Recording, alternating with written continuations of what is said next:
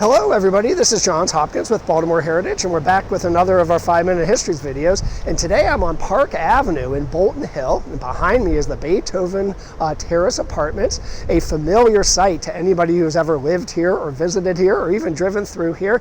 An iconic historic building in this wonderful historic neighborhood that got its start in 1869 so far out in the boondocks it was derided as a development folly. But we're going to get to that.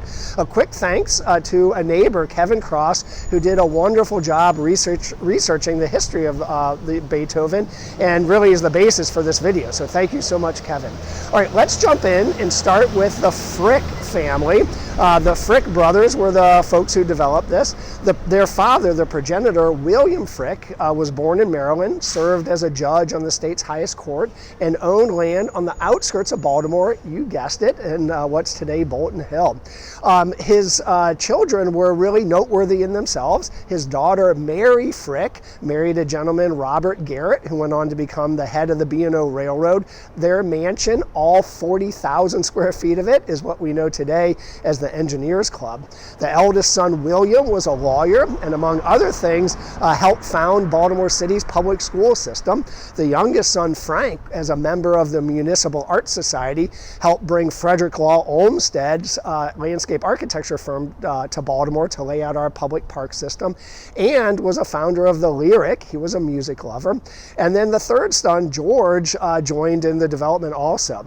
So in 1869, they built this place. The architecture style was modeled after houses that Frank saw going up when he visited London, called terrace-style houses. And today, the Beethoven is one apartment building, but back then it was a series of individual row houses. The name, for a while, people speculated Beethoven came from Frank's love of music, the Lyric founder, but actually the parcel that they inherited from their father was called Beethoven, so that's probably where it got its name. Originally, the houses were occupied by prominent Baltimoreans, but they weren't all houses. The northernmost building was something called the Baltimore Female College, which was probably the first institute of higher education for women in Maryland. And then the building next door was called the Conservatory of Music. So for sure, this block was envisioned as a cultural block.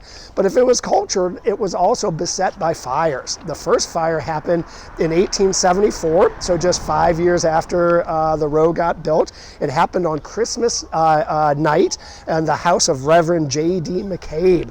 The newspapers then reported that McCabe's priceless library was destroyed, as well as furniture from neighbors, not because the fire spread to other houses, but because they were throwing their furniture out the window in fear that it would, and some of it got the worse for wear in the landing on the sidewalk below. But after fixing up, the Beethoven chugged away pretty uneventfully for about 75 years. A few of the houses got turned into apartments with names like the Ridge or the Piedmont. But things began to change in 1954, and that's when a developer named Morton Sarabin started buying up houses on the Beethoven Row. And within a decade, by 1964, he had purchased every property on the row and began converting it into apartments. A fire broke out during the conversion. 12 fire companies were called in, but the damage wasn't too extensive and the apartments went in. He even put a pool in the back where he let the neighborhood kids from the local nursery school swim in the summer. But then in 1976, things began to change again, spiraling downward, at least in relationship to the neighbors here in Bolton Hill. That's when Sarabin applied for a liquor license. He wanted to put a restaurant in one of the buildings in the Beethoven, and the neighbors would have none of that, especially the neighborhood association, then called the Mount Royal Improvement Association. They fought him at the liquor board, and they won. Sarabin, who was never at a loss for words, said this about the neighborhood association after that loss. He said, "As a matter of policy, they, the neighborhood association, are against everything. They just don't like change." Maybe that had a ring of truth to it. The feud simmered along for for a couple years. And then in 1978, the third big fire broke out. This time it was a young boy who had lost a ball underneath a bed and lit a candle to go find it. The candle, of course, lit the bed on fire and destroyed most of the northern part of the apartment building. One firefighter, a gentleman named Rumpf, died in the fire. Officer Rumpf had gone in and pulled out 2 kids and then went in for a second time to try to find more children and then didn't make it out. At first, Sarabin said that he would rebuild after the fire, but then changed his mind. He said it was too expensive and sought a demolition permit. And that began another feud with the neighborhood. They were against demolition.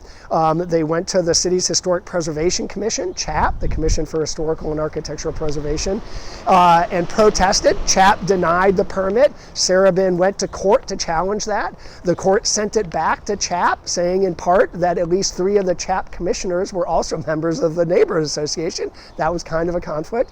CHAP again denied the demolition permit. Sarabin again went to court and this time won.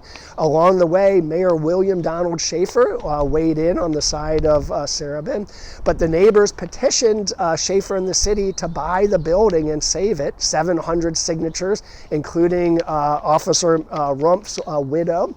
And who knows what kind of backroom discussions there took place, but eventually the city did purchase the building, used city funds to rehab it, and then tried to sell it to a series of developers who had a vision of converting it into condominiums, but the condo market just wasn't there.